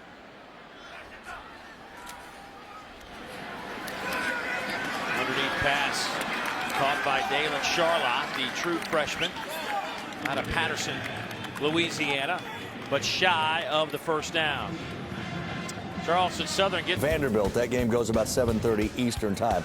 We update Chad Kelly plunging into the end zone for the 2nd time as a runner to go along with 1 as a passer. 2-touchdown lead for Ole Miss. Hey to the Alabama fans, Ohio State tied with Michigan State in the 4th, guys. Thanks, Starry. I watched that flip by Chad Kelly. If that had been me, I'd be in traction in the hospital for months. Good to be young. Here's a scenario for Alabama. They will clinch the West, play Florida in Atlanta if Ole Miss loses that lead, although Ole Miss playing pretty good right now. So it looks like next week Alabama's going to have to come up with the win at Auburn in the Iron Bowl if they want to play for another SEC championship against the Gators. If that's the case, you know, for the 8th time they've met Florida in the championship game. Gators lead that series 4-3.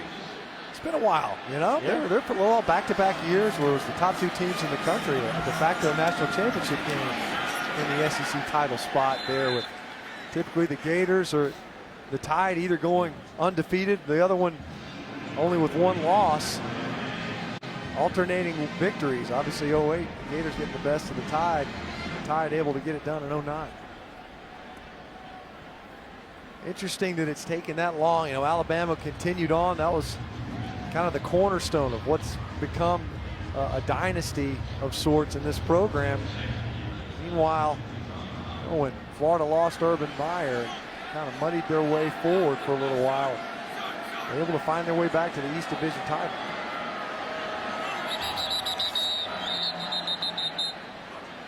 Timeout taken by Charleston Southern.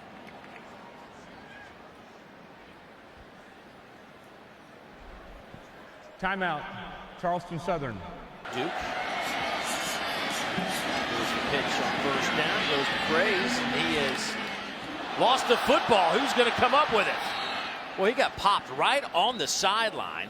Adam Allen may have fallen on it. I believe that was Adam over there that got the football. Graves got popped right before he got out of bounds. Yeah, as Ronnie Harrison got his shoulder in there right on the football. Came popping out. Got by Allen to get downfield and come up with the recovery. A nice gain for Charleston Southern.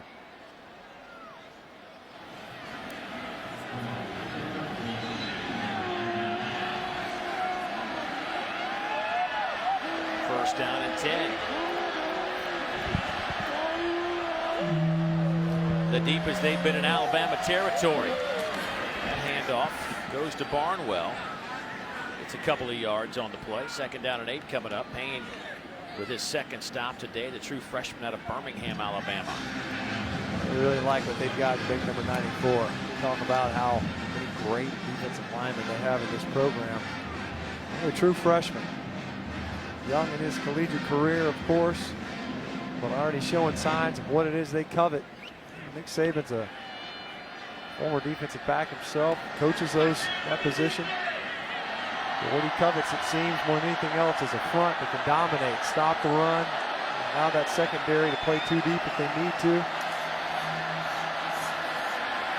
Copeland going down the middle. Pass is caught inside the 5-yard line. That one goes to Zaire Davis, the true freshman out of Byron, Georgia. 35 yards on the play. It's 1st and goal, Buccaneers. Nice ball from Copeland, who, as we mentioned earlier, He's not the thrower of the two, Austin Brown, but a beautiful pass. Davis rather did a good job of being right there in front of Jabril Washington.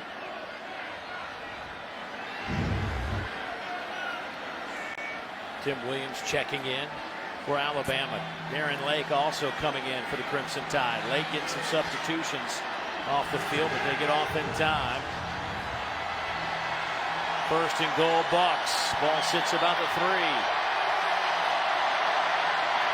Option game, Copeland keeps it, dives, touchdown, Charleston Southern. The Bucks able to finally get it into the end zone. Nice drive. See that to open up the fourth quarter. Copeland faking the pitch and angling his way towards the end zone. We'll tell from that angle. Close enough. Yeah, I believe it is.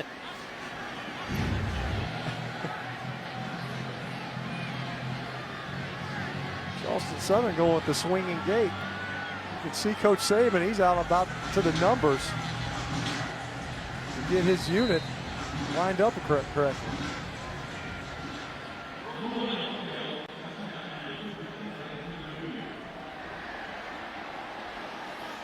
I guess they didn't have their audio turned up when I said it was close enough.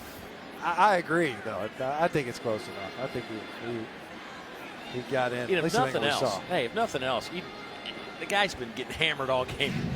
He certainly earned it. Right. That meant for a lack of trying.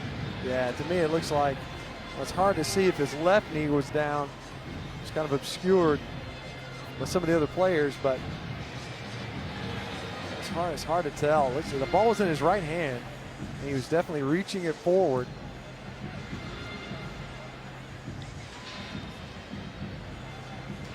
Yeah, to me, it'd be hard to overturn it based on those looks. There's multiple looks at it. And without it being right down the line, so I guess a touchdown. Let's give him a 6 and move on. There we go. After review, the rolling on the field stands. Touchdown. There you go. There it is. If they just listened to me, we could have avoided the 3 minutes. That's right. Maybe we need to get you. I should just your ask headset. me. That's just right. ask me. Get you wired into their communication devices. Dave Neal in the booth said it was a touchdown, guys. Oh, that carries a lot of weight, I'm sure. Charleston Southern will line up for the point after attempt.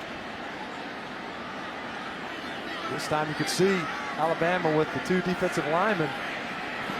Throw back over the middle, trying to get the 2-point conversion, and it's picked off. Nathan Pereira, the wide receiver, threw the pass back over the middle. Why not? So I like the swinging gate. You know, Alabama was not prepared for it prior. They weren't lined up correctly. The review killed them. The review killed them. That's right. Oh, cannot wait for next weekend. Rivalry games. Boy, Clemson going in as a #1 team. South Carolina reeling after a loss to the Citadel today. Oklahoma State, Oklahoma, Bedlam. Bedlam. There are 2 games right there. One in the Big Ten, Ohio State, Michigan. Back-to-back weeks, the Buckeyes got to face the best that Michigan has to offer, the state anyway. You got Michigan State today and Michigan next week. Short kick. Making by Ty Flournoy Smith, the tight end. He's out close to the 40-yard line.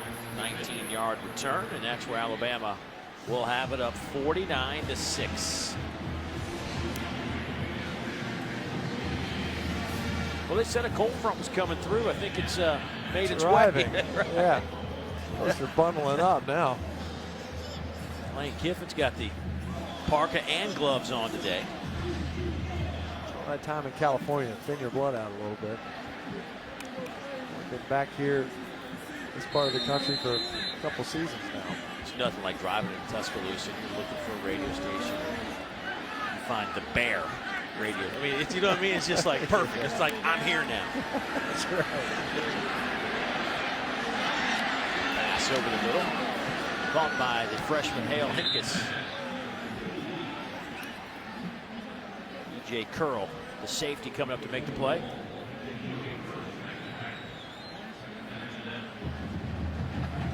Cooper Bateman has gone the distance since he took over for Jake Coker.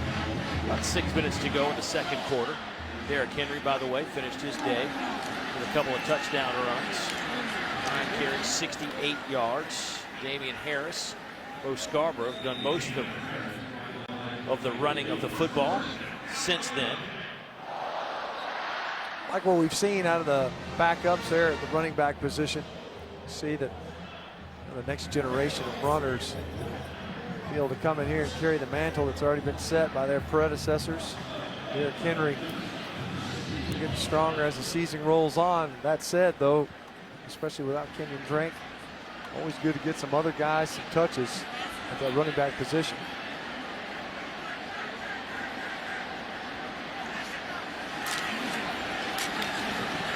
Scarborough takes it down to the 42-yard line.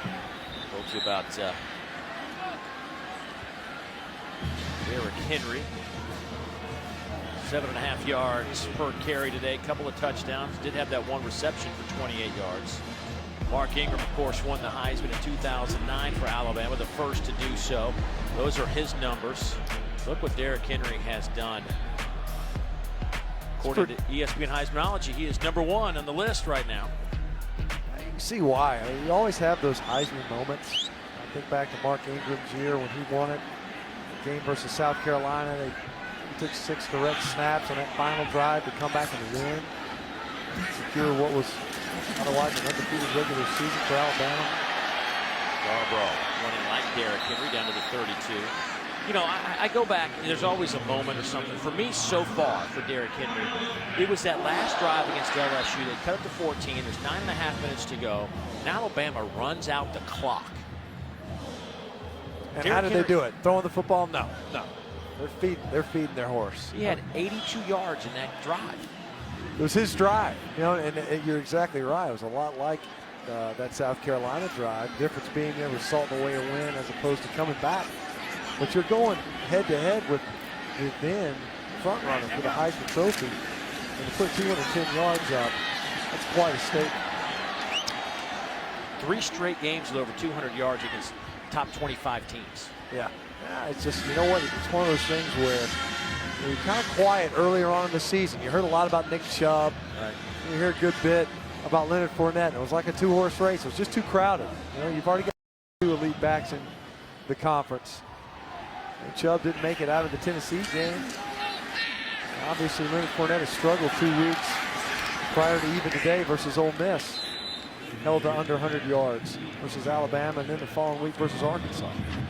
By the way, that's a route in the making. 38-17 was the last score. I got Ole Miss up on LSU, and things are going south in a hurry for the LSU Tigers. When you look at it, you really had to wonder, you know, that they were so run heavy that were they to face a defense that could slow that down, could they actually get something done in another aspect and phase of their offense? Damian Harris has been good at times when they wanted him to play. The difference is if you force him to, can he do it? Can he get the job done? Look at Arkansas. They were a run-heavy team, and they start throwing it around a little bit. They get some receivers healthy. Brandon Allen's shown that he can throw with anybody in this league.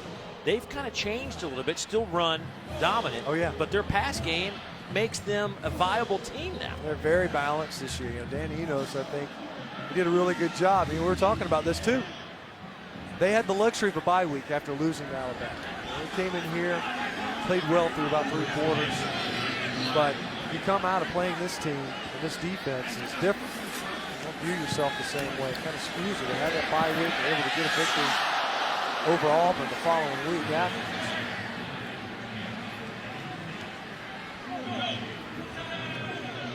Boy, Lane Kiffin was just jumping up and down after this throw by Bateman. Sims was open just to throw too far out in front.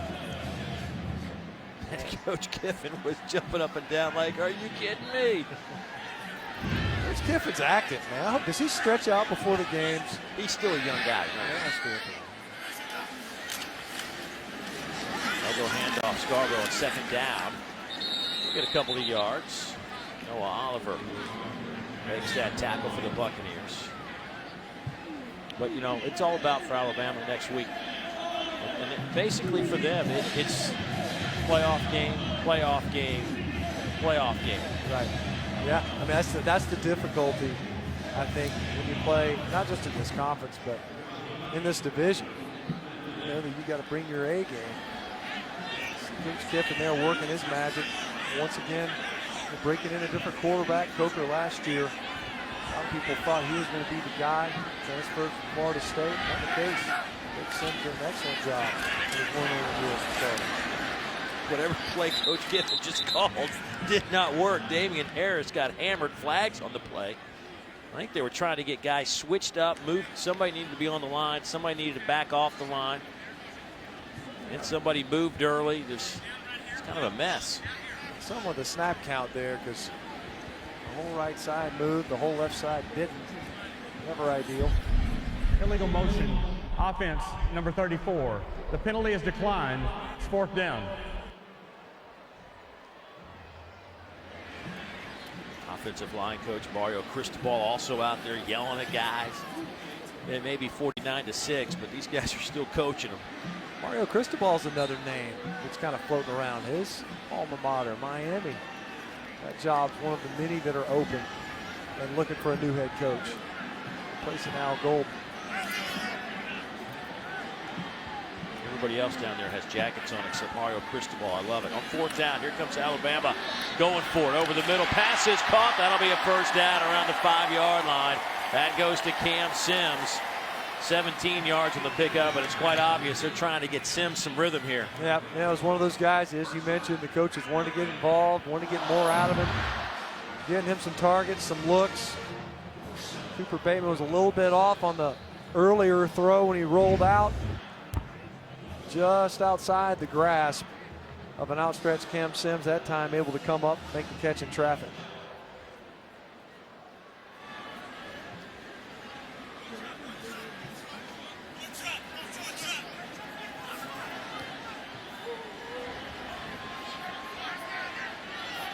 On 1st and goal.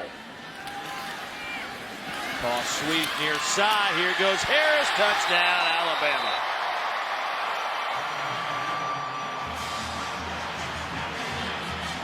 His first career touchdown as a member of the Alabama Crimson Tide.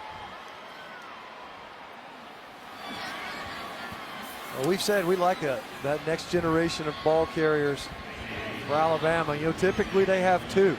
When you look at them making the runs, it's Mark Ingram, it's Trent Richardson, it's Eddie Lacy, E.J. Yeldon. This year it's largely been Derrick Henry. J.K. Scott, who was an excellent field goal kicker in high school. Missed a field goal, gets a shot here, their punter, and he will split the uprights in the point after. Damian Harris, future looks bright. He and Bo Scarborough are on display here against Charleston Southern. In my opinion, the best one in the country. There's Jim McElwain and his Florida Gators struggling today.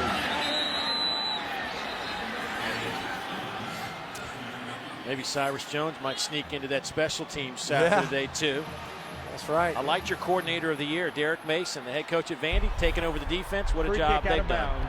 By number 15, he's done a tremendous job. I mean, he really has. 35-yard line, 1st down. You could see it changing at the end of last year when he took over the reins on the defensive side of the football. I love what Derek Mason's done this year. All right. Time out on the field. Back to Tuscaloosa in a moment. And Dari, amazing. A moment ago when they announced the score here, the crowd's reaction was like Alabama just scored the winning touchdown against Auburn. That's right. They were fired up.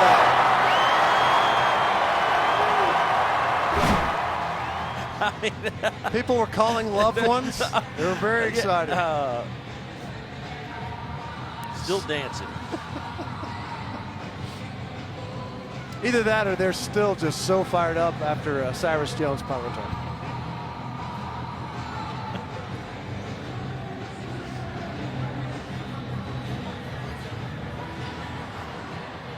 Well, the crowd that has stayed, there are loyal Alabama fans, and then there are these fans. That's right. These people are committed.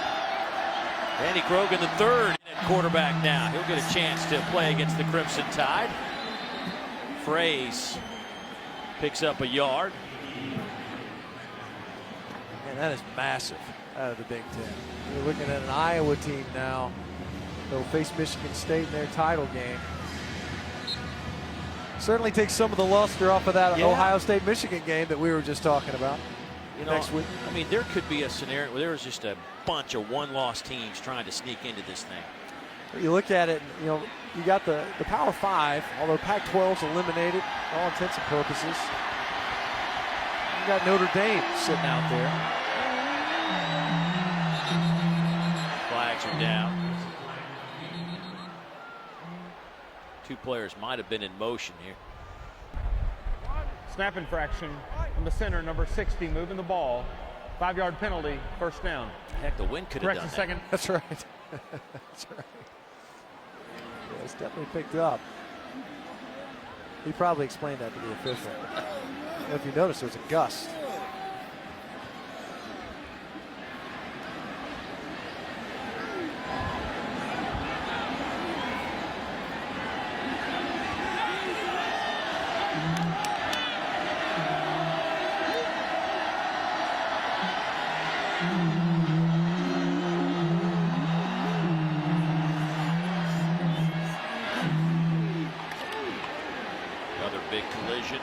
Short of the original line of scrimmage. Fraze getting some work today. You look at the way Alabama played in this game. There were no tin horns in this game. Not this time around. It was nothing running down anything of the sort. They prepared, came into this game knowing what it is. They understand the situation. Senior day. Obviously an FCS opponent, a very good FCS football team. But those are certainly two totally different fields, really. Although, evidence to the contrary being today, a couple of teams knocking off an SEC squad.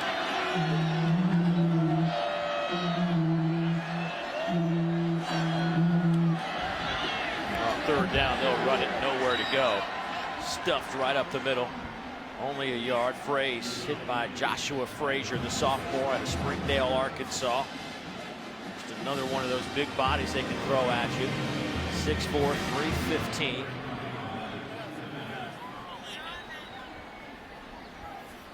I'd like to see the guy who could throw that body. I think Ashawn Robinson could probably.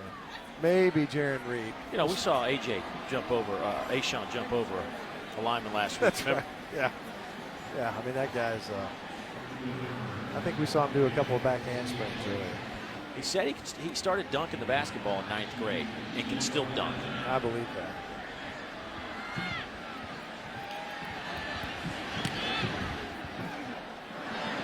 Boy, great kick. Fair catch called for. 49-yard punt taken by Marks. Timeout on the field. Here's, you go back. It just game after game, thrilling. The Iron Bowl, a week away. That is one of the best rivalries, maybe the best rivalries. Golly, in the past couple of years, when you think of the implications of that game, on top of that rivalry aspect. Alan Morrison at quarterback, little tap pass to Marks. But here's a look at some of the numbers. Alabama leads the series by 8. I like that last line. When Alabama's 1 or 2, they have won 13 of 16. But what's amazing is they've played 16 times as the number 1 or 2 right, team. That's right. It is unbelievable.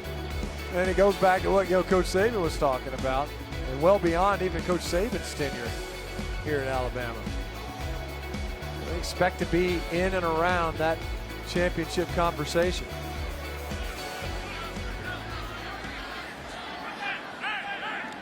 Alabama certainly a chance to win an SEC title if they can get through their rivals. Ronnie Clark on that carry, getting some work. Second down, no gain, but it'll be another exciting Iron Bowl. You know that on Rivalry Saturday. One of those games, regardless of how the season has gone for either team, both fan bases pointing to that one. That's true for a lot of programs, of course, but especially for those two, Alabama and Auburn, both of them of late anyway, finding ways to represent the West Division. LSU being the only other applicant for that. 80th meeting between those two schools, a week away. That goes to Gore again. Well, Cyrus Jones, our player of the game. A couple of punt returns. First one looked kind of simple. This one he actually spun out of trouble and went 72 yards. He would finish with 3 tackles for loss, a forced fumble, a fumble recovery, and then what I think is just awesome is when he intercepted the pitch. How good is that? Just great anticipation.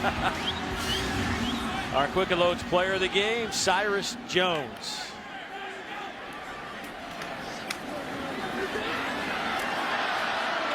There goes Ronnie Clark. You know, he's a light running back. He's 6'2", 230. That's right. Yeah, you look at that guy. God, 6'2". Unbelievable. Just the size of these ball carriers for Alabama.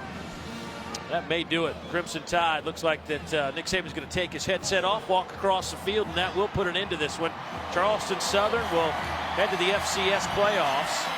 Alabama will head over to Auburn. The Crimson Tide win it 56-6. The Crimson Tide go to 10-1. Charleston Southern drops to 9-2. Let's go downstairs to Casey. Coach, you talked about all week how important it was for this team to keep focused. How do you feel like they did that today? I'm pleased with the way we played in the game, really. And, you know, you like to keep momentum. So it was good that our players played. A lot of guys got to play. I'm happy with the way we competed in the game. Another dominant performance for your defense. Where can they continue to get better? Well, we're going to be challenged, every week, and we got to make a lot of adjustments. And I'm happy about the way our guys played today, and hopefully we can continue to build on that. And you're talking about building that momentum. A big week for you guys next week with the Iron Bowl. How do you prepare for Auburn? The Iron Bowl is one of the biggest rivalries. We have a lot of respect for those folks, and we're going to have to play really well on the road to get it done. And hopefully we can take some things that we did today and improve on it. Thanks so much, Coach. And guys, I'm down here with Cyrus Jones. Cyrus, what a day for you on Senior Day. What does this moment mean to you? It means the world, man, just to come out here. My last game in Bryant-Denny has been a long, enjoyable 4 years, and I just treasured this experience, and it just felt good to get out there and make some plays in my last game. When you look at this season and the message that you guys have sent to the college football world, how do you continue to build on that as you look towards the Iron Bowl? It's just a good stepping stone going into the Iron Bowl. We know what type of rivalry and what type of game that's going to be. The atmosphere is going to be crazy, so we're just going to take this one, enjoy it, and get back to work and ready for Auburn on Saturday. Thank you so much. No problem.